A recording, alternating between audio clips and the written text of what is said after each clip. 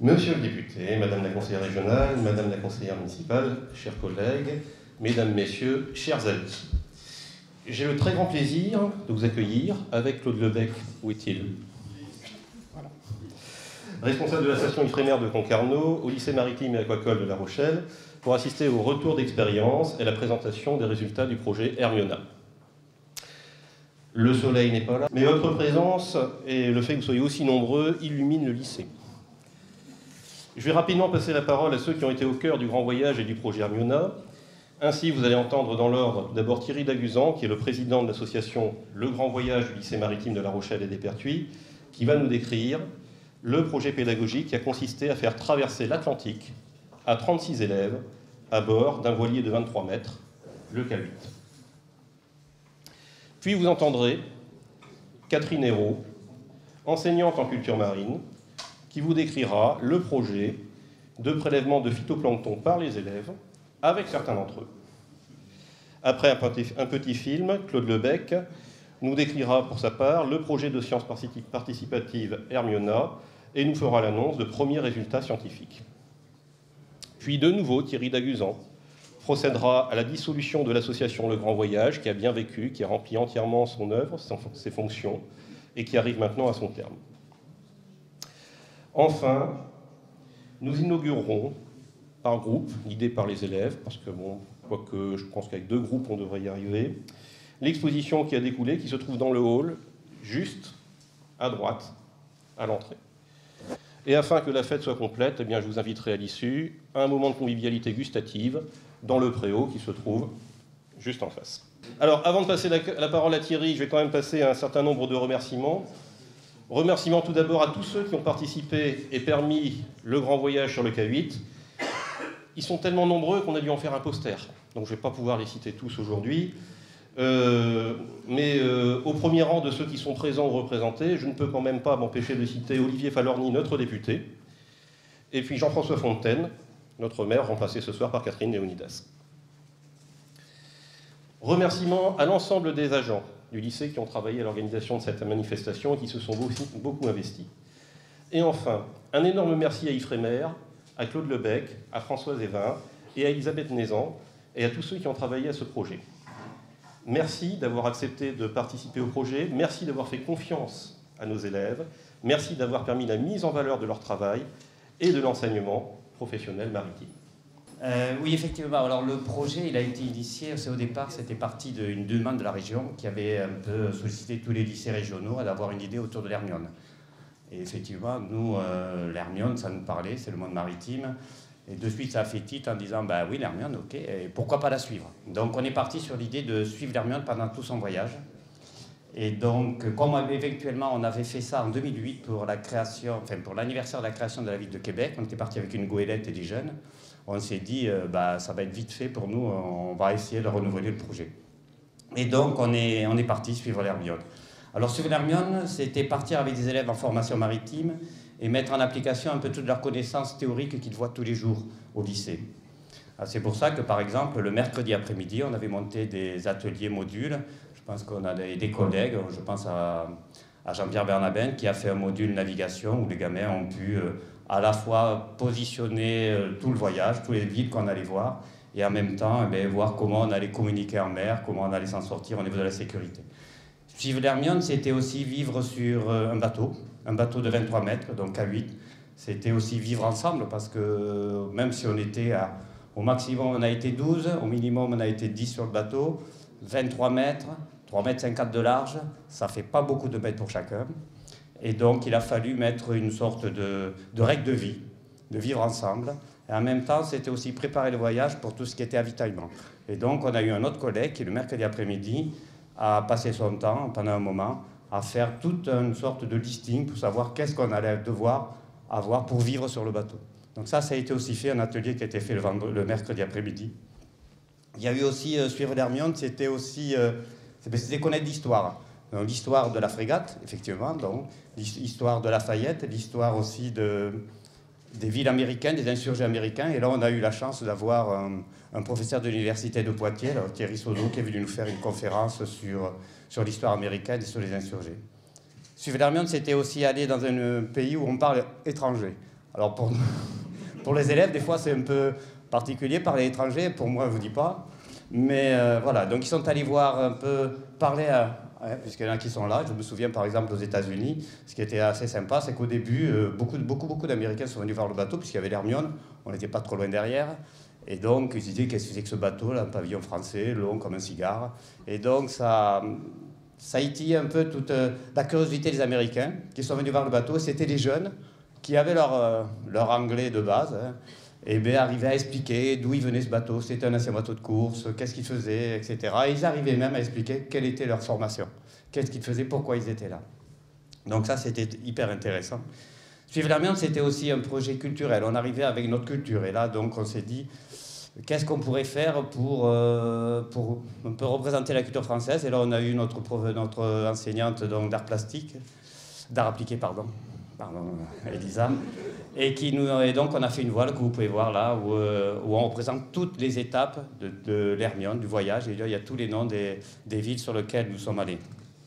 Donc aussi, suivre l'Hermione, c'était aussi échanger avec une ville américaine. Vous savez que La Rochelle est jumelée avec New Rochelle, et donc on a eu la chance de pouvoir aller à New Rochelle, donc s'y arrêter 3-4 jours, et aller rencontrer des lycéens, des jeunes lycéens américains, et donc on a fait une petite rencontre sportive, fait un entraînement, parce que je pense qu'à la rencontre sportive, on aurait pris une sacrée volée, parce que c'était du basket, donc on n'était pas...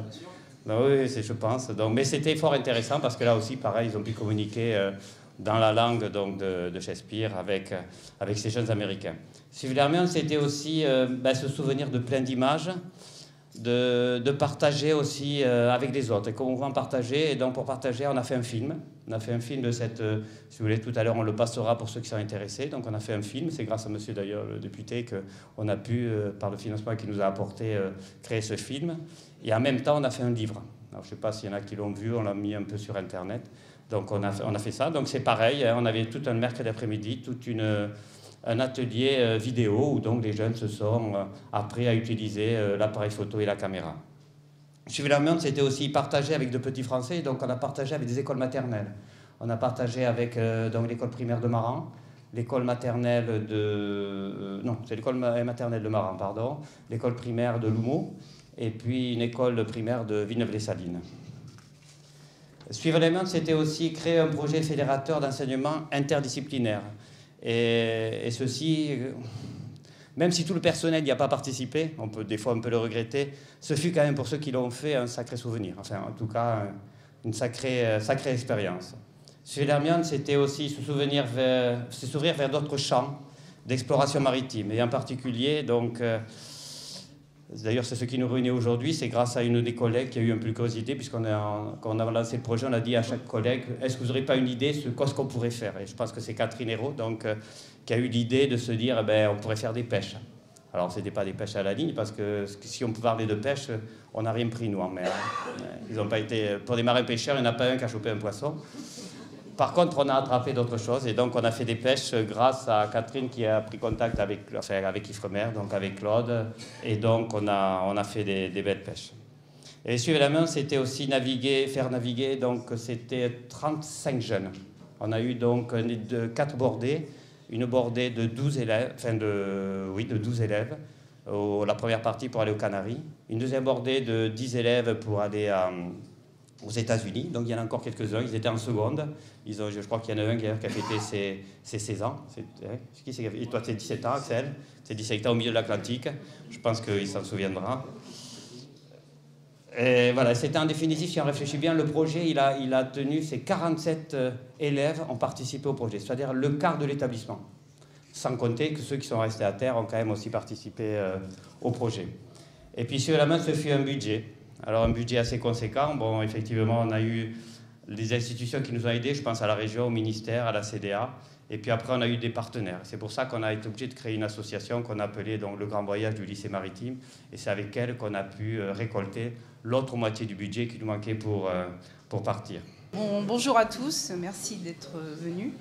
Alors comme Thierry l'a expliqué, je me souviendrai toujours de cette réunion dans une salle de classe ici au lycée, où donc les collègues à l'origine, qui ont initié ce projet, nous ont demandé à nous professeurs, bon alors qu'est-ce que vous voudriez faire aux élèves sur le bateau, quoi.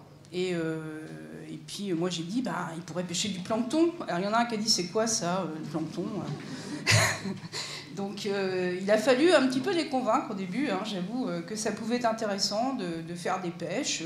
Comment ça se pêche? Avec un filet très fin. Ah bon, mais à quelle vitesse? Pas vite, voire à l'arrêt. Ah bon, d'accord, mais comment on va faire ça? Enfin, on a commencé à discuter.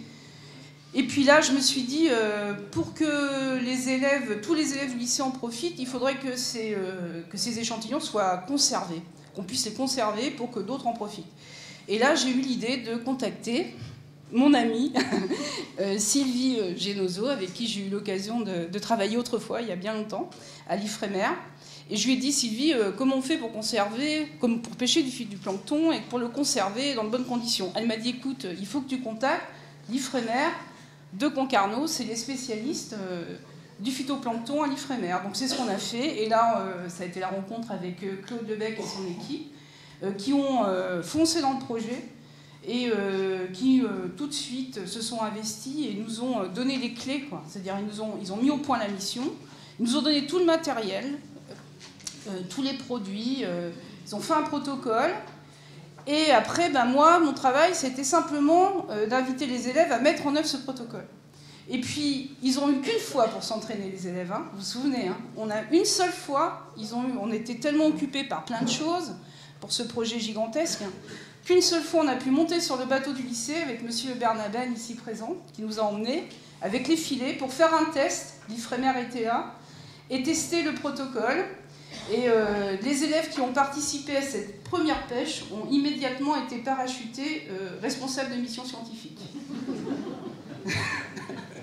Les voilà, donc Guillaume, Axel ont été responsables de mission scientifique. Ils étaient en classe de seconde à l'époque. Ils avaient vu du phytoplancton et du plancton au lycée, sous nos microscopes, le plancton qu'il y a dans nos marais. Et donc ils ont tout de suite été intéressés par le projet. Donc voilà, donc on a simplement confié à nos élèves une mission scientifique et c'est un projet de sciences participatives puisque des non-professionnels, c'est-à-dire des scientifiques non professionnels, nos élèves, ont pu contribuer à apporter à la science des échantillons exploitables. Et c'est là que tous, là, on est très très fiers d'eux parce qu'ils ont su sur le bateau mener en autonomie complète ce protocole.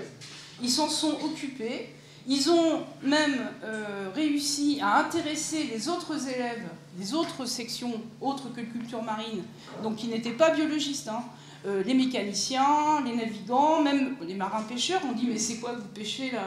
Il n'y a rien à manger là-dedans » Donc il y a eu des discussions savoureuses sur le bateau, et tout le monde a participé, et apparemment, même si c'était contraignant, même si c'était pas toujours facile, ils en parleront eux-mêmes, parce que les conditions de navigation n'étaient pas forcément évidentes, et c'était pas un bateau scientifique, ils ont pu rapporter à l'Ifremer des échantillons exploitables. Et notre grande peur, c'était qu'il y ait une petite erreur dans le protocole, quelque chose qui ne fasse pas bien. Je vous rappelle qu'il avait fait qu'une fois. Et qu'il fasse que tout soit loupé, quoi. C'est-à-dire que les échantillons arrivent pourris et puis c'était fini, l'histoire était finie. Et ben non, ils ont fait quelque chose de formidable et on est très fiers de. Pour conserver le plancton, on le mettait dans du golf, c'est un produit pour conserver les algues. Qu'est-ce que le produit que vous mettiez là? Non, c'était de l'eau, ça juste. On mettait le plancton dans de l'eau et on ajoutait un produit, le Lugol, c'est un produit un peu rouge. Et c'est pour éviter que les cellules explosent en fait. C'est pour bien les conserver. Il ne fallait pas qu'on se trompe dans les doses, parce que pas assez, les cellules n'auraient pas été exploitables. Et trop, ça aurait été mal conservé aussi. Et il fallait qu'on juge selon la couleur en fait. Du coup c'était assez compliqué. Il fallait aussi qu'on fasse attention, c'était par rapport aux conditions climatiques, par moments c'était pas facile. Quand il y avait de la mer un petit peu, pour faire les dosages, même au niveau technique, pour arrêter le bateau. Après, ouais, je leur ai dit que c'était vraiment une expérience exceptionnelle, que voilà, quand on vit pas ça tous les jours, et puis... qu'on nous remercie encore. Ouais, voilà, tous les jours on se lève tous les jours on a une petite anecdote à se raconter de ce qui s'est passé là-dessus. Voilà. Si tu te souviens, et puis après... Voilà. Je l'ai peut-être déjà dit, mais je trouve que ce projet de sciences participatives a permis de valoriser des lycéens de lycées professionnels, qui sont toujours considérés comme une orientation par défaut par rapport aux bacs généraux, qui vont faire des hautes études. Et donc là, eh bien, grâce à l'Ifremer, on a pu valoriser nos élèves et à travers eux les filières maritimes professionnelles. Voilà, c'est ça que je voulais dire. Bonsoir à tous. Donc, comme disait Catherine tout à l'heure, je suis Claude Lebec, je suis responsable du laboratoire Ifremer à Concarneau, laboratoire qui, depuis maintenant quelques années, est spécialisé donc, dans l'identification du phytoplancton, et donc m'accompagnant, Elisabeth Nézan, qui est chercheur au labo depuis quelques années et à qui on doit d'ailleurs l'origine de cette spécialisation du laboratoire fin des années 80, début des années 90. Donc on va essayer de vous faire partager ce soir notre passion du phytoplancton, et puis surtout la restitution de ce magnifique projet, parce que vous allez voir qu'on en a tiré quand même de belles choses. Alors pour les personnes qui ne le savent pas encore, Hermiona, ça veut dire halieutique, environnement et recherche sur les microalgues de l'océan Nord-Atlantique. Donc, comme tout projet scientifique, il faut trouver un acronyme. Et j'ai trouvé à l'époque Hermiona, ça sonnait bien pour aller avec Hermione. Alors, suspense, on arrive. La mission Hermiona livre ses secrets.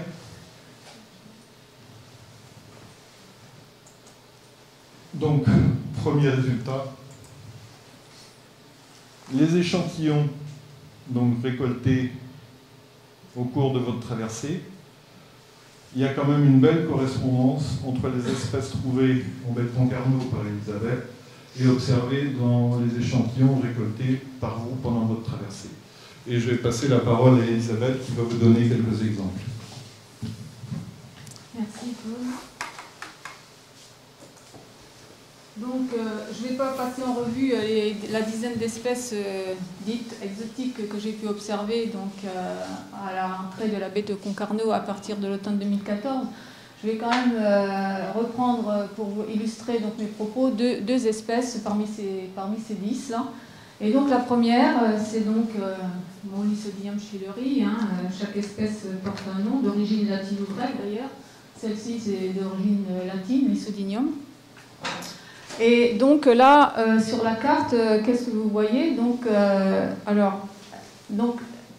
cette espèce, elle a été donc observée par l'Ifremer, donc dans le cadre de son réseau de surveillance, donc à l'automne 2014, donc à l'entrée de la baie de Concarneau. Et dans les échantillons donc, que vous avez pu ramener, vous, à l'issue de votre expédition, on se rend compte que finalement, cette espèce-là était présente dans la majorité donc, des sites que vous avez échantillonnés donc, sur la route sud donc, de votre expédition. Oui, donc dans vos échantillons, donc j'ai eu quand même la surprise donc, de voir deux espèces, dont l'une ici à gauche, je savais que c'était une espèce d'Alexandrium, mais bon, il faut savoir que dans le genre Alexandrium, il y a une vingtaine d'espèces. Et là, c'est pareil, pour pouvoir les différencier les unes des autres, ben, il faut un examen approfondi, donc, comme on dit, de la tech, c'est-à-dire des plaques qui constituent donc, la membrane, la surface de la cellule. Seulement, il n'y a aucune espèce connue d'Alexandrium qui présente justement ce qu'on appelle la tabulation dans notre jargon, c'est-à-dire qui présente des formes de plaques qui sont vraiment caractéristiques de cette espèce et qui n'appartiennent à aucune autre espèce connue. Donc ça, ce qu'on peut dire, c'est une espèce qui n'est pas encore décrite et qui reste à décrire.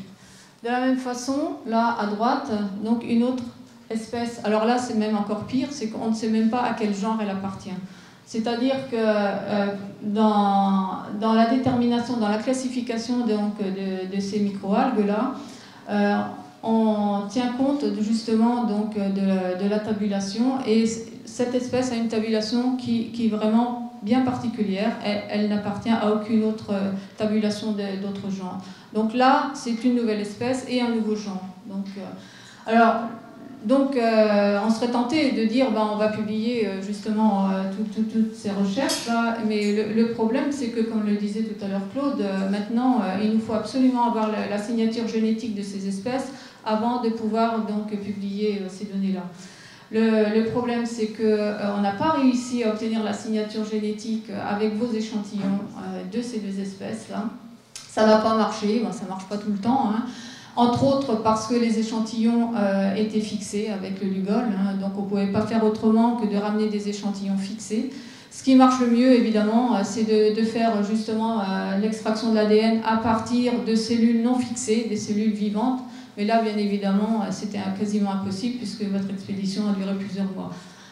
Donc voilà, on est un peu frustré, mais tout espoir n'est pas perdu parce que à l'occasion d'un autre projet que l'Ifremer de Concarneau est en train de mener là, on a été obligé de faire appel donc à nos collègues de Nouvelle-Calédonie, l'Ifremer de Nouvelle-Calédonie, pour obtenir des échantillons de là-bas. Et le hasard a voulu que j'ai retrouvé ces deux espèces-là dans un échantillon pas de Nouvelle-Calédonie, autant pour moi c'était la Réunion, parce qu'on travaille aussi sur la Nouvelle-Calédonie. Donc ces deux espèces-là sont également présentes donc, à la Réunion, et donc on a bon espoir de redemander des échantillons de nos collègues de la Réunion pour tenter, et je pense qu'on va arriver à nos fins, à obtenir la signature génétique donc, de ces deux espèces. Et après donc, obtention de ces signatures, il n'y aura plus qu'à écrire donc, un manuscrit pour pouvoir le soumettre et le publier. Oui, effectivement, donc, pour tout ce projet, on avait créé une association qui s'appelait l'association Le Grand Voyage du lycée maritime. Et l'objectif était simple de permettre de faire cette belle aventure qu'on a faite, qui a amené effectivement à ce beau travail. Et puis on s'est dit, quand tout sera fini, et si par hasard il reste un tout petit peu d'argent sur notre compte, on ne va pas aller faire un gros golleton pour nous-mêmes. Non, on a décidé, donc dès le début ça a été décidé, à la fin de l'association qu'on va finir, on va faire don donc, à 3 associations maritimes, dont la première qui nous semble assez proche, c'est notre lycée. Et donc on va faire un don de, dis-moi, 1668,46 exactement. Voilà, 1648,46 € à l'association culturelle et sportive du lycée maritime. Donc Thierry,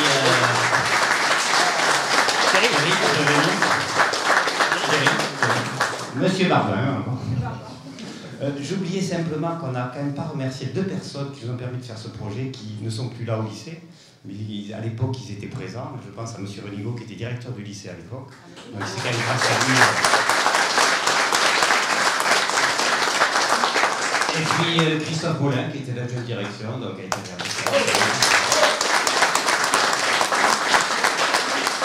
sur lequel, je crois, au 14 juillet, on avait fait tous les 2 le budget pour arriver à donner à la région un budget qui tenait la route. Et on ne s'est pas trop trompé. On ne s'est pas trop trompé. Donc voilà Thierry, écoute, pour l'association du lycée, pour nos jeunes, donc voilà un chèque qui est remis par l'association du lycée, Le Grand Voyage. Bon, Charles qui est vice-président Ah, en oui, élève Charles. et qui a participé. Attends, donne Voilà. tous les autres, on va faire une photo globale. Hein? Alors on va remettre ça à l'association des élèves et puis eh bien, on va s'en servir une autre fois, peut-être pour retraverser, peut-être repartir. Ah oui, mais j'ai besoin de faire un projet là. Je ne sais pas s'il va faire le tour parce que voilà, on y va. Voilà pour tous nos futurs projets. Merci formation, le Grand Voyage.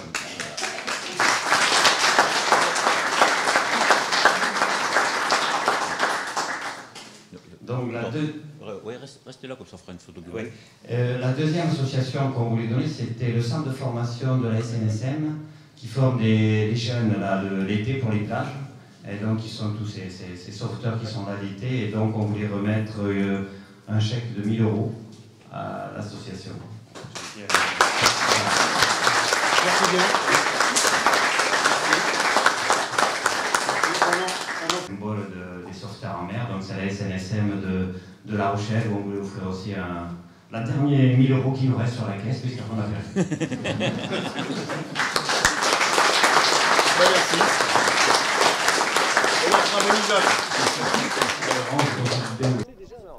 Bonjour, Pierre Pichard, seconde électromécanicien marine. J'ai fait la grande traversée, c'est-à-dire les Canaries, Yorktown. Ça a été juste magique, quoi, sur un bateau mythique. 15 ans. C'est ça, sur un aussi grand voilier, aussi longtemps, ouais, c'était pour la première fois. Et ça fait quoi de traverser l'Atlantique à 15 ans comme ça, avec un skipper C'est quelque chose d'inoubliable, magique. On le fait pas 2 fois, surtout sur K8, quoi. Qu'est-ce que tu vas retenir comme moment? Les meilleurs moments, ça a été dès qu'on regardait les étoiles la nuit, pendant les quarts de nuit, et le coucher de soleil, et la belle navigation aussi. Bref, c'était magique, quoi. Moi, je m'appelle Yann, je suis en seconde électromécanicien marine, comme Pierre. On est dans la même classe. C'est ça. Non, moi j'ai fait la Rochelle des Canaries. Donc, ma première expérience à voile aussi, et voilà, c'est quelque chose d'inoubliable, unique. Et merci pour les gens qui ont fait en sorte que ce projet se réalise. Je vois qu'il y a beaucoup de choses qui vous servaient à récolter justement le plancton. Vous pouvez nous expliquer un petit peu comment vous avez fait? Eh bien, tout d'abord, nous procédions aux manœuvres avec le bateau. Il fallait ralentir le bateau, voire l'arrêter totalement. Après, nous prenions les paramètres physico-chimiques, tout ce qui est la salinité, la température. On notait aussi la position du bateau avec le GPS. On procédait tout d'abord à la prise des paramètres avec la sonde et on pouvait ensuite passer à la pêche avec des filets de ce genre. Il fallait qu'on fasse des allers-retours avec le filet dans la masse d'eau. Et puis après, il fallait qu'on procède à la récupération des cellules et à la fixation. On récupérait les cellules dans un pichet comme ça. On les mettait dedans avec de l'eau.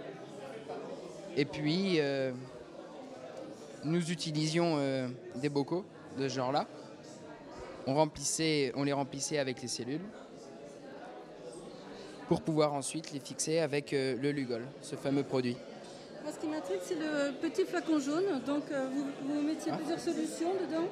Dans celui-ci? Oui. Non, c'était simplement de l'eau. Okay, c'était pour nettoyer le filet. Je ne suis pas prête de devenir scientifique, c'est un peu compliqué. Je vais vous reprendre le micro simplement pour voir avec vos camarades. Je voulais savoir, vous faisiez partie de quelle bordée? C'est-à-dire Alors moi, la troisième. Troisième? Et tous les deux la deuxième. Vous aussi, vous avez récupéré du plancton? Non, nous, malheureusement, on n'a pas pu récupérer le plancton parce que sur les côtes américaines, on n'avait pas l'autorisation pour faire les prélèvements. D'accord. Voilà. Donc en fait, voilà, vous avez eu cette faculté. Alors je trouve ça extraordinaire, c'est-à-dire que l'Ifremer vient de vous reconnaître en fait la découverte de 2 souches en fait qui sont pour l'instant pas tout à fait identifiées, notamment avec leur carte génétique qui va être à découvrir. Est-ce que vous êtes content? Bah oui, ça fait du bien personnellement à tout l'équipage, je pense, qu'un travail qu'on ait réalisé de qualité scientifique soit reconnu auprès d'un établissement comme l'Ifremer. Ça fait vraiment plaisir. Alors, le lycée de La Rochelle est bien connu justement pour l'écoute environnementale, hein, qu'il y a des métiers de la mer. Donc là, je pense que c'était vraiment du concret. C'est exactement ça, oui. Donc ça va vous inciter à œuvrer aussi pour ça dans votre vie de tous les jours, y compris sur la pêche. Je ne sais pas, vous vous dirigez vers quoi? Vas-y. Bah, moi, c'est toujours le même domaine, c'est électromécanicien. Puis, oui, pareil, c'est un bon truc à revivre. Donc s'il y a un autre projet, je pense, de votre lycée, ça y est, banco, vous partez. Clairement, oui. Vraiment. Mais je pense surtout à nous, on est en culture marine. Et personnellement, en tant que... moi, je vais faire producteur de moules. Et constater l'importance quand même du phytoplancton, du zooplancton et des pollutions, même en plein milieu de l'océan, ça m'a vraiment fait réagir sur ce que nous, humains, on a comme impact au niveau environnemental sur le monde. Merci beaucoup. Merci.